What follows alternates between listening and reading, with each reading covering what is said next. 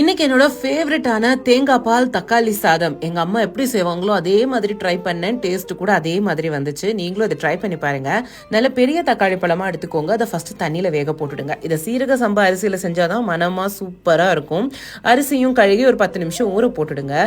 இப்போ தக்காளி நல்லா வெந்ததும் அதோட ஸ்கின்னை நல்லா பீல் பண்ணிட்டு ஒரு பேஸ்டா அரைச்சு வச்சுக்கோங்க. இது கூட தேவைப்பட்டா 2 பேடிகை மிளகா கூட போட்டு நம்ம அரைச்சிக்கலாம். இதை குக்கர்ல செஞ்சிடுங்க. எண்ணெய் காஞ்சதும் 2 பே லீஃப், இந்த பட்டை கிராம்பு ஐட்டம், 2 பச்சை மிளகா, வெங்காயம், இஞ்சி பூண்டு பேஸ்ட் இதெல்லாம் நல்லா வதக்குங்க. அப்புறம் நம்ம அரைச்சு வச்ச தக்காளி உள்ள சேர்த்திக்கோங்க. தக்காளியில் அவ்வளோ பச்சை வாசம் வராது, பிகாஸ் அது நல்லா வெந்திருக்கிறதுனால. இது கூடவே கொஞ்சம் மஞ்சத்தூள், மிளகாய் தூள், கலருக்காக காஷ்மீரி மிளகாய் தூள், அப்புறம் வீட்டில் செஞ்ச கரம் மசாலா இருந்தால் ஆட் பண்ணிக்கோங்க. ஆர் பிரியாணி மசாலா இது வேணாலும் ஆட் பண்ணிக்கலாம். ஒரு கைப்பிடி புதினா இதெல்லாம் சேர்த்து நல்லா வதக்கி விடுங்க.